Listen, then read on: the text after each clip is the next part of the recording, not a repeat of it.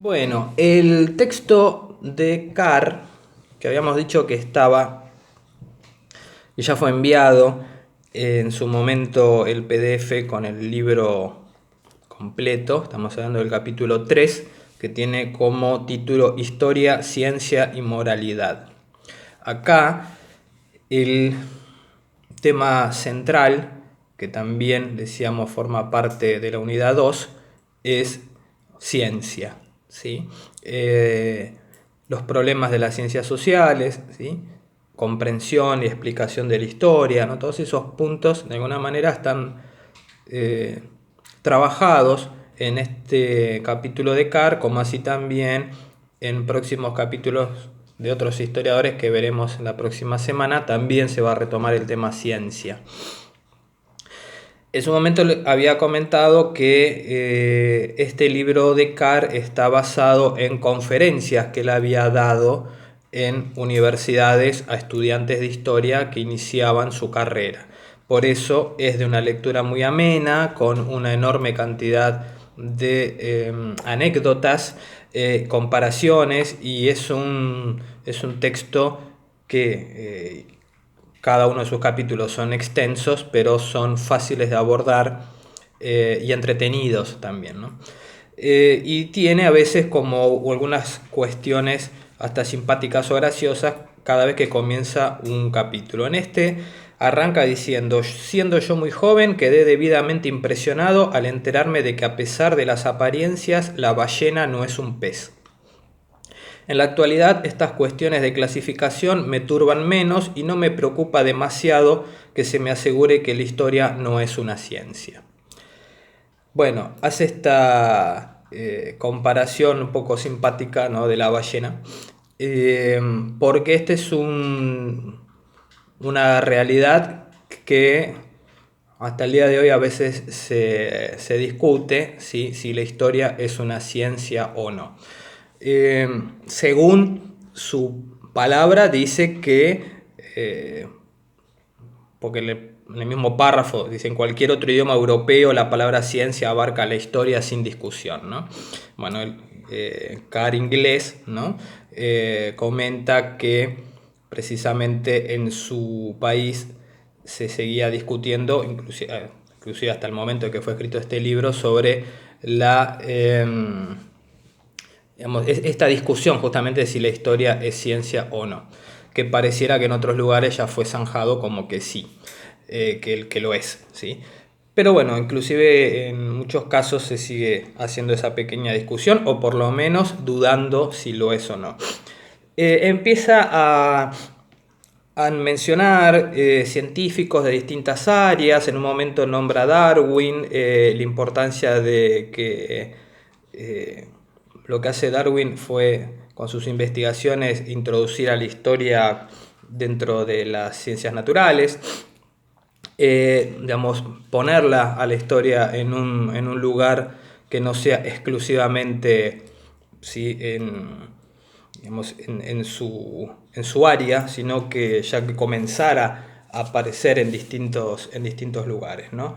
Nombra a Malthus también en su momento, Malthus, economista, que también utilizó la historia y la puso también en un lugar para, más allá de que es un personaje para criticarlo mucho, la puso a la historia también como una ciencia. Marx ni hablar, ¿sí?, también. Bueno, hace toda una enumeración de algunos personajes que no están estrictamente relacionados con la historia puntualmente, ¿sí?, o centralmente en la historia.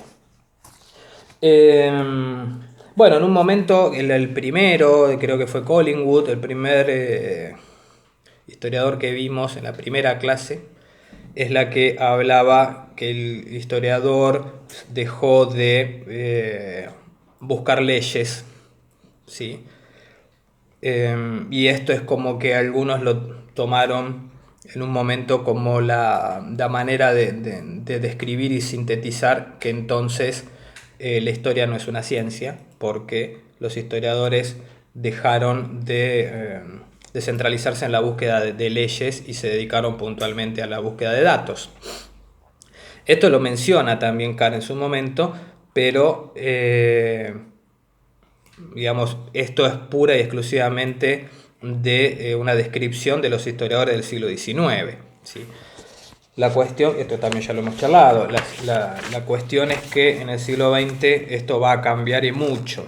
De todas maneras, él lo que hace es, que esta es la parte central y me parece la más interesante del capítulo, hace una mención en otra conferencia, habla de un físico que formaba parte de esa misma universidad en donde él estaba dando esta conferencia en ese momento, que fue emitido por la BBC de Londres, ¿sí? Y que salió, ¿no?, a centralizar otra vez esta idea de que la historia no es una ciencia. Entonces él tomó como una síntesis de 5 puntos, ¿sí?, hablados por este científico, y utiliza el resto del capítulo para desentrañar y tratar de reexplicar o desmentir lo que decía este señor. Entonces, hasta lo plantea de manera irónica y dice que que la historia no es una ciencia porque, en primer lugar, la historia se ocupa solamente de lo particular, en tanto que la ciencia estudia lo general. En segundo lugar, la historia no enseña nada. En tercer lugar, la historia no puede pronosticar. En cuarto lugar, la historia es forzosamente subjetiva porque el hombre se está observando a sí mismo. Y en quinto lugar, la historia, a diferencia de la ciencia, implica problemas de religión y de moral. Entonces, lo que va a hacer en el resto del capítulo es analizar estos puntos y a ver si lo que decía este científico es así o no. Bueno, en primer lugar, decía que la historia se ocupa de lo particular, mientras que la ciencia atiende a lo general y a lo universal. ¿Sí? Bueno, acá lo que está mencionando, entre otras cosas, que el historiador se vale constantemente de la generalización para comprobar los datos de que dispone. ¿Sí? O sea que ya simplemente diciendo eso está desmitificando la idea de que la historia se ocupa de lo particular. ¿Sí? Si habláramos, yo creo que cuando ese científico hablaba de la historia en particular, yo creo que lo que consideraba era, por ejemplo, la vida de un militar, la vida de un prócer, la vida, ¿no?, de un rey. ¿Sí? Pero bueno, esto después ha quedado absolutamente desmitificado cuando comenzaron, sobre todo en el siglo XX, las historias relacionadas con lo social. Las historias de las sociedades, las historias puntualmente del campesinado, de la burguesía, ¿sí? Y que acá de esta manera estaría destruyendo este primer punto que dice que la historia se ocupa de lo particular. ¿Sí? Otra de las definiciones que da Carr es que la historia se ocupa de la relación, en todo caso, entre lo que es único y lo que es general. Por ejemplo, en un momento menciona la Segunda Guerra Mundial o la guerra del Peloponeso, ¿sí? Entonces ahí lo que está diciendo, bueno, claramente ahí sí estamos hablando de una única, ¿sí? Acá sí estamos hablando de algo particular, pero dentro de esa particularidad que es una guerra hace todo un estudio, ¿no?, general. Ese sería, en alguna manera, el análisis del primer punto. Por supuesto que es mucho más extenso, ¿no? Bueno, haciendo una continuidad y ya abarcando el segundo punto, que era que la historia no enseña nada, dice que son los que rechazan la generalización y los que insisten en que la historia solamente se ocupa de una cosa única, digamos, entonces son los mismos que consideran que de la historia no se puede aprender nada. Entonces, de alguna manera ya ahí da por sentado que si queda validado el primer punto, obviamente con esto de las generalizaciones arrastraría también a explicar que es mentira esto de que la historia no enseña nada. El tercer punto es el tema de que la historia no puede pronosticar. Bueno, la realidad es que la función de la historia no es esa. Primero porque hay acontecimientos que son específicos, que son accidentales, que son peculiares, ¿sí? Esto obviamente no se puede pronosticar. Acá a veces se comete el error de considerar que porque en determinado momento de la historia sucedió, no sé, una guerra o un hecho puntual o algo, una causa que generó una revolución, bueno, o alguna crisis económica o lo que fuere, en algún momento histórico, en alguna región o en algún país, y después de muchos años está sucediendo algo parecido, entonces algunos sugieren que porque hace 50 o 100 años pasó como consecuencia una guerra o lo que fuere, se supone que tiene que volver a pasar, que sería como alguna manera de decir que la historia se repite, ¿no? Bueno, obviamente hay una discusión ya zanjada respecto a eso, que la historia no se repite, y que claramente sí, ¿no? La historia no puede pronosticar porque no es esa su función. Sí, lo que puede llegar el historiador a considerar es que hay ciertas características que son similares a situaciones que han acontecido tiempo antes, en la misma región, en el mismo país, pero que no implican que vuelva a suceder exactamente como pasó en tiempos anteriores. Bueno, el cuarto punto dice que decía que la historia es subjetiva y que el hombre se observa a sí mismo.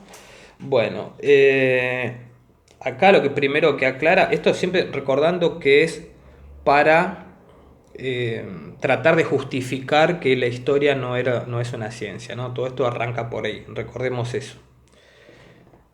Carr de alguna manera lo explica diciendo que es obvio que el hombre debe ser observado por otro hombre cuando estamos haciendo historia, porque es una ciencia social. Entonces no pone como ejemplo que en las ciencias naturales no pasa eso porque, quizás de manera irónica lo dice, el hombre observa plantas, no observa otras personas. Pero bueno, esa puede ser una de las explicaciones. Bueno, dice que el proceso de observación afecta y modifica lo que se viene observando, que puede ser que las consecuencias del observado no sean las deseadas, ¿sí? Pero sí, de esta manera lo que está planteando es que realmente la ciencia, la historia no es subjetiva, sino que también, bueno, puede llegar a ser objetiva de alguna manera. Y el último punto, que la historia implica problemas de religión y de moral.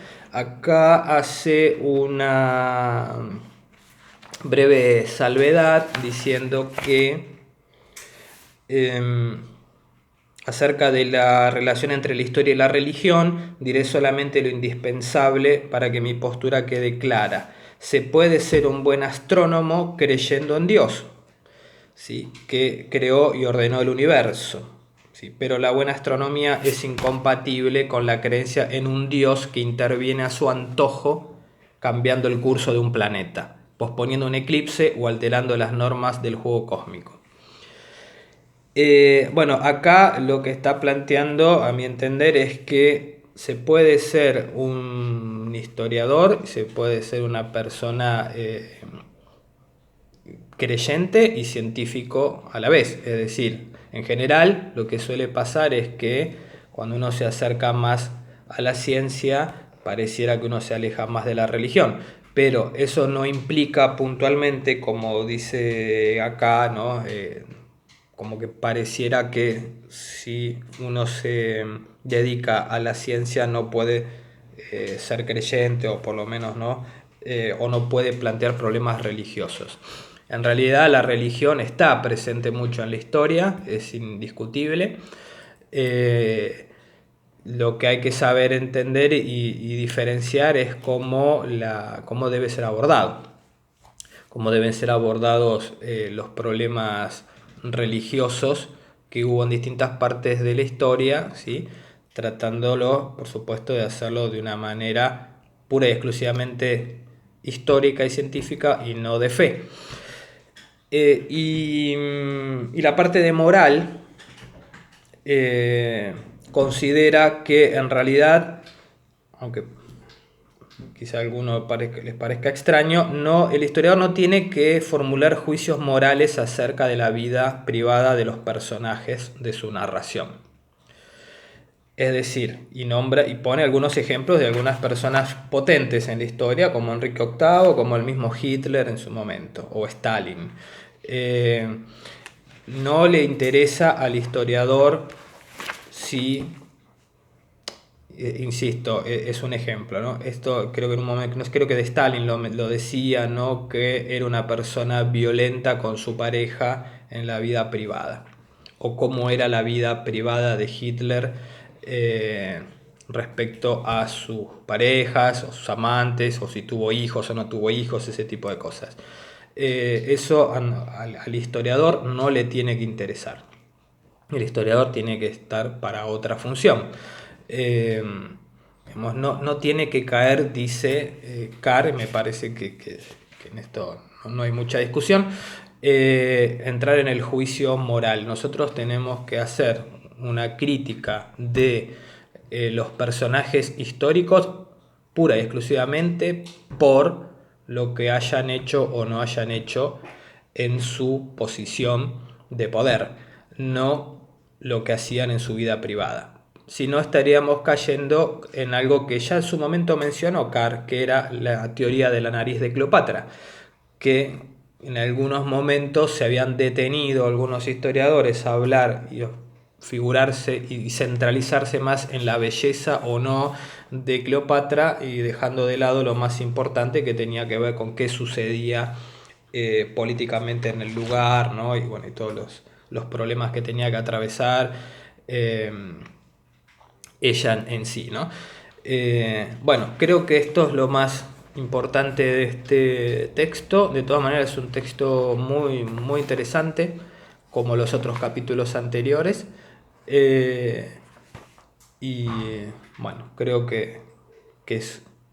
Sí, estaba observando si había quedado algo más, pero no, me parece que no. Sí, creo que con eso ya estaría terminado. Bueno, esto sería todo por esta semana, y la próxima semana, como decía anteriormente, vamos a hacer un nuevo envío, vamos a hablar de método, y la última semana, para el último viernes de mayo, vamos a mandar las preguntas del trabajo. Cualquier cosita vía mail se puede, si hay alguna duda, pregunta, lo podemos conversar. Nos vemos.